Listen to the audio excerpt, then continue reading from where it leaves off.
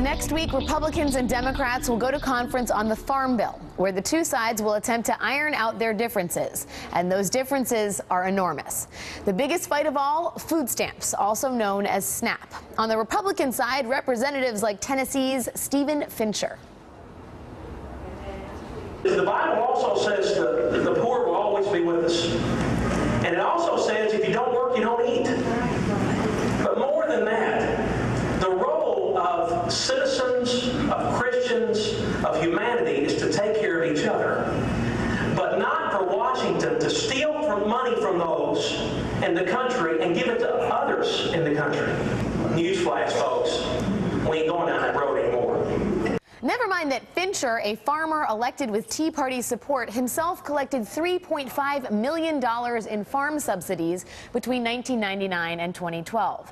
The hypocrisy is trumped only by the lack of compassion. Back in June, the House Farm Bill went down in flames because it didn't cut enough from food stamps to satisfy conservative appetites. That prompted Republicans, led by Eric Cantor, to double the cuts, slashing food stamp funding by $40 billion over 10 years.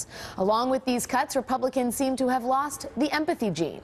While Democrats and economists see the growth of the food stamp program as a natural result of the recession and high unemployment, Republicans see the increase in food assistance as evidence of parasitic abuse of taxpayer dollars. They ground this belief in accusations of food stamp fraud. But food stamp fraud currently accounts for just 1% of the program, far less than the fraud involved in farm subsidies. But the facts have not stopped the Grand Old Party in its zeal to shred the social safety net. After the House slashed nearly $40 billion from SNAP, Kansas Republican Tim Huelskamp gleefully announced, "You can no longer sit on your couch and expect the federal taxpayer to feed you." The problem with that analysis, food stamp recipients aren't sitting on the couch. 76% of households receiving food stamps include a child, elderly, or disabled person, and 47% of households with receiving food stamps with children receiving food stamps had working adults in them. The problem is not that Americans are getting lazier, it's that getting by is getting harder. As the Senate on Budget and Policy Priorities reminds us, more Americans are on food stamps because for a growing share of the nation's workers, having a job has not been enough to keep them out of poverty. Joining us now from Capitol Hill is a Democratic senator from Vermont, Pat Leahy, chair of the Senate Judiciary Committee. Senator, thank you so much for joining us. Thank you. It's a pleasure to be with you. Senator, we know that you're going to go to conference on 3 different bills, and I think that there is some consternation or even concern in progressive circles about how you square one bill that has no funding for SNAP, one bill, the House bill that cut SNAP by over $39 billion, and of course the Senate Farm Bill, which cut SNAP by over $4 billion. It seems like the Republicans have moved the goalpost here. Are you confident that you can go to conference and come out of something that is reasonable in terms of cuts to SNAP? Well, we're going to have to come out with something that's reasonable on SNAP, or we're not going to have a farm bill. And some of these same House members who have supported enormous subsidies for well-heeled agribusinesses, those that pay for well-heeled lobbyists, they're not going to get any of their things if they think they're going to cut out the most defenseless people in America. It's not going to pass.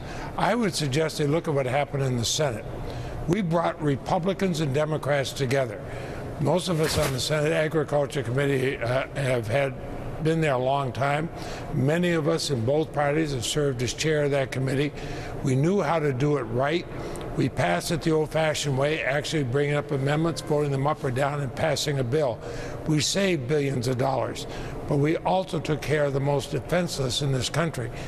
You know, when I see members of the House who vote for enormous giveaways to a place like Iraq, something that's been the biggest waste of money, and certainly in the last couple of decades, and yet they say that we're not going to feed hungry children. Oh, come on. If they make the cuts that they want to make in the food stamp program or SNAP, you're going to have millions of Americans are going to be off the program, and you're going to have hundreds of thousands of children going to school hungry. Where are the people going to come from? They're going to create the jobs. make this country great in the next generation. You have hungry children. Hungry children don't learn.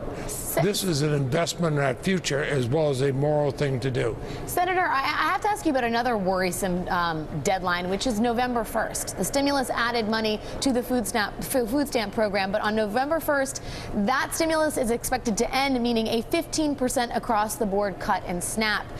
That's about $5 billion for fiscal year 2014, and we're still talking about, conservatively, another $4 billion cut in the Senate's bill. I mean, that's a $9 billion hit to the food stamp program at a time of economic insecurity. Go ahead.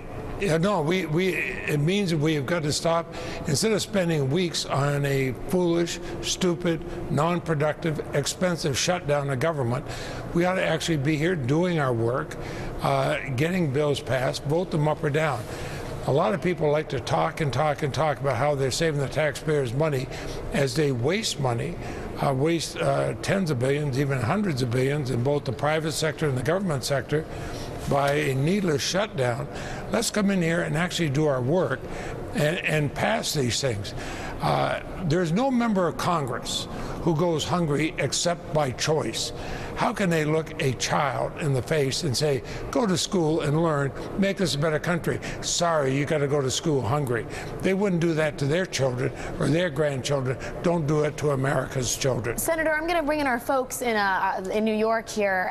Jim McGovern, who's been great on food stamps and has been on this show several times, has said this is one of the most heartless bills I have ever seen, speaking about the House cuts.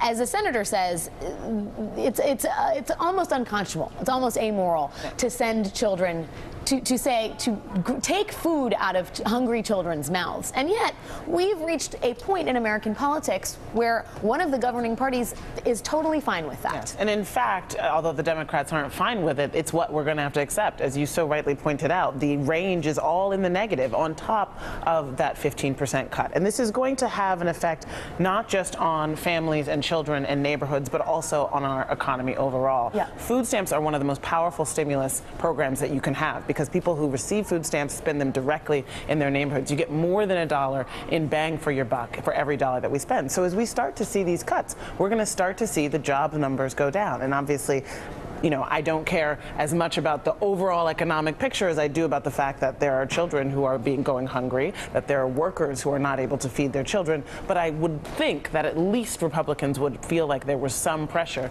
to not have job loss. And they feel none. And not only do they not feel that pressure, Jonathan, they are Tim Huell's camp. You're going to not be able to sit on your couch and have the American taxpayer feed you. That 47% narrative is alive and well. This is a very raw manifestation of those maker versus taker sentiments.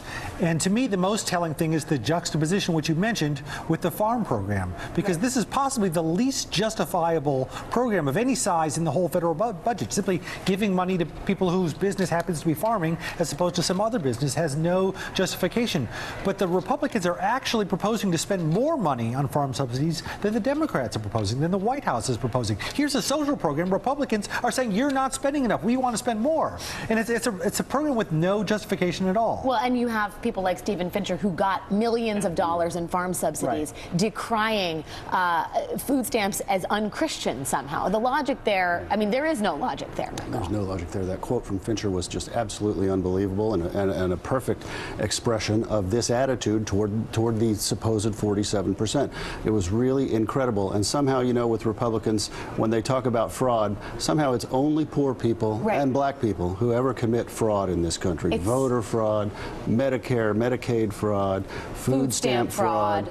Those are the only people who ever commit fraud in this country, to Republicans. Senator, I want to ask you, independent of the moral argument, there is also the political reality. And Juan Williams from Fox points this out. But he said that areas of the country that are most in need of help in feeding people happen to be GOP strongholds. There would seem to be some sort of political calculation here.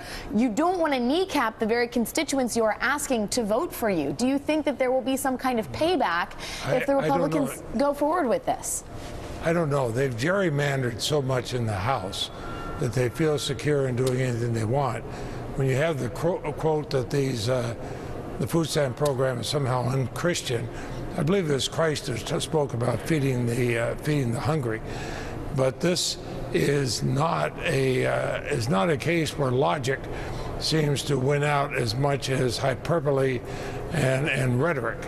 The rhetoric doesn't meet the reality, and it is frustrating. The people who vote for all kinds of subsidies to everything, to major mega agriculture businesses, but not to the hungriest. I can guarantee you this: the Senate will not accept a bill that has these draconian cuts in it. I know the chair of our committee, Debbie Stabenow, will not, and I will not.